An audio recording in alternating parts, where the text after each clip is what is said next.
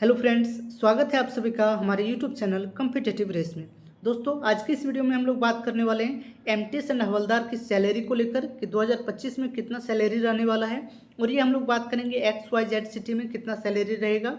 साथ ही साथ हम लोग बात करेंगे कि salary after eighth pay commission लागू हो जाने के बाद कितना सैलरी हो सकता है एमटीएस एंड हवलदार का।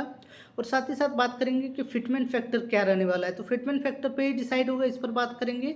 इसी के आधार पर जो है आपका सैलरी बनेगा, जो आपका इंक्रीमेंट होगा और कब से लागू होगा आठवां वेतन आयोग। ठीक है, तो इस पर भी हम लोग थोड़ा बहुत चर्चा करेंगे लास्ट में। इससे पहले दोस्तों, अगर आप हमारे चैनल में नए हैं तो चैनल को जरूर सब्सक्राइब कर लीजिएगा और वीडियो पसंद आ रहा होगा तो वीडियो को लाइक और शेयर भी जरूर कीजिएगा। तो चलिए हम लोग एक एक करके बात करते हैं कैसे क्या होने वाला है सैलरी में।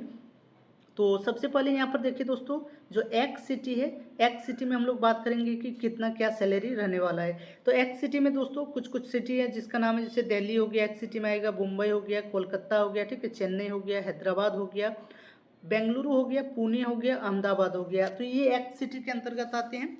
तो इसमें कितना सैलरी अभी बन सकता है उसको सबसे पहले देखते हैं। तो यहाँ पर देखिए सबसे पहले क्या है कि आपका बेसिक पे जो होगा, बेसिक पे वो 18,000 है। एमटीएस और हवलदार दोनों में सेम है, ठीक है, तो एमटीएस और हवलदार दोनों में आपका जो है 18,000 होगा। फिर डीए हो गया, डीए आप 53% अभी लीजिए, ठीक है, अभी 53% डीए बन रहा है तो ये 9,540 हो जाएगा। एक्स सिटी में एचआरए 30% है तो 18,000 का 30% कितना हो रहा है, 5400 हो रहा है। फिर आपका टीपीटी हो गया, ये ट्रेवल अलाउंस है तो ये 2,065 रुपया हो गया, ठीक है। तो ये ग्रॉस जो है आपका 35,000 सैलरी बन रहा है। तो यही सैलरी हम लोग जो अपना रिलेटिव को बताते हैं, ठीक है। तो ग्रॉस जो है एक्स सिटी में 35,000 बन रहा है। अब हम लोग देखेंगे कि इन हैंड हमें कितना मिलने वाला है। तो इसमें कुछ रिकवरीज होंगी, ठीक है। तो इसमें देखिए जो आपका CGHS है, बाकी चीज़ें हैं देख लीजिए। एनपीएस के थ्रू जो है 2754 रुपया कटेगा। और ये कैसे कैलकुलेट होता है, जो बेसिक और डीए है इसका 10% जो है कटता है, ठीक है, इसका 10% कट जाता है तो आपका जो है 2754 रुपया आपका जो है बन जाएगा। मतलब ये कटेगा, ठीक है। CGHS में 250 रुपया कटेगा और CGIS जो इंश्योरेंस है वो 30 रुपया इतना कटेगा। तो जो इन हैंड बन रहा है सैलरी उसको देख लेते हैं। इन हैंड 31,971 रुपया बन रहा है, ठीक है। ये एक्स सिटी में आपका लगभग बन रहा है। तो ये आपका कितना 32,000 लगभग मान के चलिए, तो 32,000 इन हैंड आपको एक्स सिटी में मिलेगा ही मिलेगा, ठीक है। और कहीं कहीं होता है 200 रुपया और प्रोफेशनल टैक्स भी काटते हैं तो वो भी माइनस कर सकते हैं। बट यहाँ पर मैंने जो डीए लिया है 53% है, अभी 55 या 56% हो जाएगा, ठीक है। आप लोग जब ज्वाइन कीजिएगा तो 55 और 56% ही डीए लगेगा, ठीक है। तो ये बढ़ के मतलब लगभग 32,000 तो हो ही जाएगा, ये इसको कोई रोक नहीं सकता है, ठीक है। तो 32,000 मान के चलिए, एक्स सिटी में इतना तो इन हैंड सैलरी मिल ही जाएगा, ये हो गया। तो एक्स सिटी में हम लोगों ने बात कर लिया। अब हम लोग देखते हैं वाई सिटी में कितना सैलरी बनेगा। तो वाई सिटी का भी यहाँ पर दिया हुआ है, ठीक है। बेसिक तो आपका सेम ही रहेगा, ठीक है, वाई सिटी में भी कोई इसमें अलग नहीं है। बेसिक 18,000 है, डीए भी 53%, वाई सिटी में भी सेम है। आपका एचआरए जो है वो 20% हो जाता है तो ये मार्क कर जाता है ना। चलिए यहाँ पर कम हो जाता है तो ये 3600 हो जा रहा है, वहाँ 5400 देखा था हमने। टीपीटी अलाउंस भी यहाँ पर 1377 हो जाता है और टीपीटी भी कम मिलता है आपका जो है वाई सिटी में, तो ये 1377। ग्रॉस यहाँ पर 32 हो रहा है, जो वहाँ पर इन हैंड था ये ग्रॉस यहाँ पर हो रहा है। एनपीएस में सेम कटेगा क्योंकि बेसिक और डीए यहाँ भी सेम है तो आपका जो है वही 2754 कटेगा। CGHS 250 और आपका 30 रुपया उधर का मान लीजिए। तो इन हैंड यहाँ पर आपका बन रहा है 29,483 रुपये, ठीक है। तो इसको 30,000 हम लोग मान लेंगे, ठीक है। 30,000 इसलिए मान लेंगे क्योंकि यहाँ पर डीए 53% लिए हैं, ये 55 या फिर 56% हो जाएगा, ठीक है। 55 या फिर 56% हो जाएगा तो ये 30,000 तो लगभग हो ही जाएगा। तो वाई सिटी में निश्चिंत रहिए कि आपका जो है 30,000 सैलरी मिलेगा। अब जेड सिटी का पूरा मैंने डिटेल में बताया नहीं है, तो जेड सिटी में भी अगर अभी के हिसाब से माने तो 28,000 तो मान के चले, ठीक है। 28,000 एक यहाँ पर जो है एचआरए थोड़ा कम हो जाता है तो इसको 28,000 से 29,000 के बीच में मान लीजिए जेड सिटी में आपका रहेगा, ठीक है। तो इतना आप लोग जो है अनुमान लगा लीजिए, जेड सिटी का मैं डिटेल में नहीं बता रहा हूँ। तो ये हो गया कि अभी जो है कोई वाई सिटी में ज्वाइन करता है, एक्स सिटी में ज्वाइन करता है तो कितना सैलरी मिलेगा, ये आपका 2025 का लेटेस्ट है, ठीक है। अब हम लोग बात करते हैं कि जो आपका एट्थ पे कमीशन जो सबको इंतजार है तो उसमें कितना तक सैलरी बढ़ सकता है और कितना हो सकता है। तो दोस्तों देखिए, जो अभी न्यूज़ आ रहा है जिस हिसाब से मुझे लग रहा है उस हिसाब से मैंने फिटमेंट फैक्टर जो है 1.9 का लिया है, ठीक है। अब इसमें डिबेट हो सकता है, ठीक है, कि इसमें ज़्यादा होगा कम होगा, तो ये आप देख लीजिएगा। मैं इसमें कुछ कमेंट अभी नहीं करूँगा, बट मुझे जो लग रहा है उस हिसाब से मैं यहाँ पर बता रहा हूँ, ठीक है। बाकी आप जो है मैं पूरा मेथड बता दे रहा हूँ, आपको जो लग रहा है उस हिसाब से आप कैलकुलेट कर लीजिएगा, ठीक है। तो अगर 1.9 का लेते हैं तो एक्स सिटी में जो बेसिक है वो 34,200 रुपया बन जा रहा है। आपका एच हो गया 30% है एक्स सिटी में, ठीक है, तो ये 10,260 है। अब टीपीटी अलाउंस उसमें तो 2,065 देखा था हमने, तो इसमें भी बढ़कर जो है 3,000 होने की संभावना है। अब देखिए दोस्तों, यहाँ पर क्या है कि आपका एच 30% है, तो ये भी रिवाइज्ड हो सकता है कि इसमें बढ़ा दे। तो अब ये रिकमेंडेशन जब तक नहीं आएगा पे कमीशन का, तो एग्जैक्टली हम लोग कुछ कह नहीं सकते। बट मैं अभी प्रीवियस जो है 30% उसी को लेकर चल रहा हूँ, ठीक है, उसी को मानकर हम लोग चल रहे हैं अभी। तो इसमें भी बढ़ सकता है, हो सकता है 35 या 40% करे, तो वो देखा जाएगा बाद में।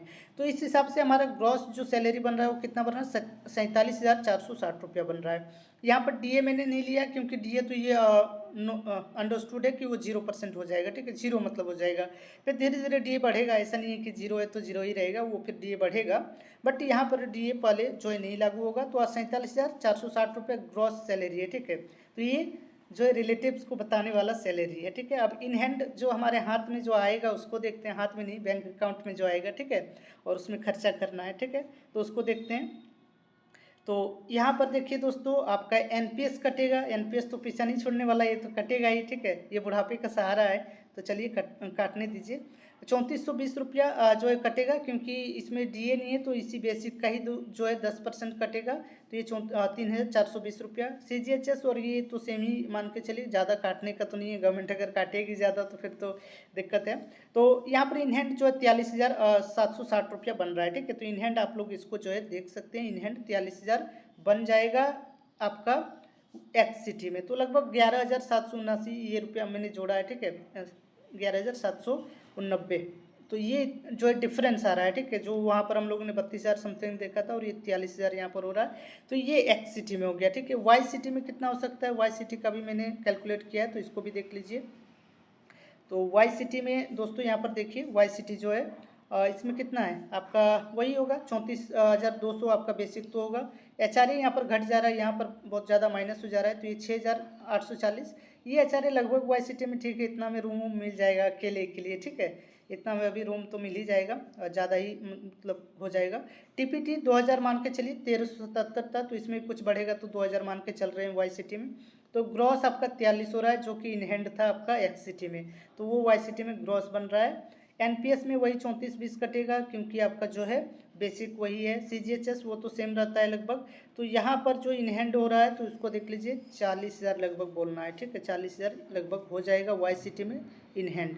तो अब ये कम है ज़्यादा है क्या है वो तो मैं नहीं बताऊंगा, अब आप लोग देख लीजिए। 40,000 लगभग ठीक है, 40,000 मिलना चाहिए अभी, 40,000 में सफिशिएंट, मतलब आप जो लेवल पे हैं तो उस हिसाब से काम मतलब चल जाएगा, सेविंग भी हो जाएगा, खर्चा उर्चा भी हो जाएगा। 40,000 मतलब सफिशिएंट मानेंगे।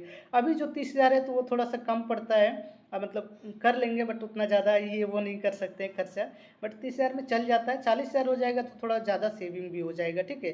तो ये वाई सिटी में हम लोगों ने बात कर लिया, तो ये तो हो गया सारी चीज़ें। अब बात करते हैं कि लागू होने का, कब से क्या लागू हो सकता है, ठीक है। तो देखिए दोस्तों, लागू जो है वो हर 10 साल में होता है। तो 1 जनवरी 2026 को जो है आपका, 1 जनवरी 2026 को 2026 में आपको जो है क्या हो रहा है, 10 साल पूरा हो रहा है, तो इसी बीच में आपको जो है लागू होगा, ठीक है। 1 जनवरी 2026 में ही लागू होगा। भले गवर्नमेंट जो है लेट से डिक्लेयर करे, बट क्या होता है, मान लीजिए गवर्नमेंट ने जुलाई 2026 में डिक्लेयर किया कि 8th पे कमीशन का सारा जो है मान लिया गया है रिकमेंडेशन, अब इसको लागू करेंगे। तो ऐसा नहीं कि जुलाई से, वो 1 जनवरी 2026 से ही लागू करेंगे। बट ये सैलरी में जब आएगा तो जुलाई से ही आएगा, बट इसका जो बच जा रहा है, मान लीजिए जनवरी से, जनवरी फरवरी मार्च अप्रैल मई जून, तो इसका फिर एरियर आ जाएगा बाद में, ठीक है, एरियर आ जाएगा। एरियर मतलब जो पैसा बन रहा है उसका एरियर आ जाएगा। तो इस हिसाब से जो होता है, भले गवर्नमेंट लेट से डिक्लेयर करे, लागू करे, बट मतलब डिक्लेयर या रिकमेंडेशन को माने लेट से, इम्प्लीमेंट लेट से हो, बट जो एक्चुअल लागू होगा वो 1 जनवरी 2026 से ही होगा। तो अभी तो देखिए एकदम से नहीं लग रहा है कि 1 जनवरी 2026 तक पूरा जो है एकदम से लागू कर देंगे, क्योंकि अभी जो है उसका रिकमेंडेशन ही तो टाइम दिया है कि 1 जनवरी 2026 तक रिकमेंड करना है। तो अब कब तक रिकमेंड कर देती है, तो थोड़ा सा डिले हो सकता है, बट एक्चुअल जो ऑफिशियली लागू होगा वो 1 जनवरी 2026 से ही उसको इम्प्लीमेंट करेंगे। बैक डेट से मतलब लागू करने का होगा। अगर मान लीजिए वो लेट से थोड़ा डिक्लेयर करते हैं तो वो बैक डेट से लागू होगा, ठीक है। तो इस तरीके से हो सकता है। बाकी दोस्तों आपको कुछ भी लग रहा है तो कमेंट करके बता सकते हैं। मेरे हिसाब से जो हो सकता था मैंने आपको बता दिया। तो ठीक है दोस्तों, चलिए फिर मिलते हैं अगले वीडियो में। तब तक के लिए आप सभी का धन्यवाद।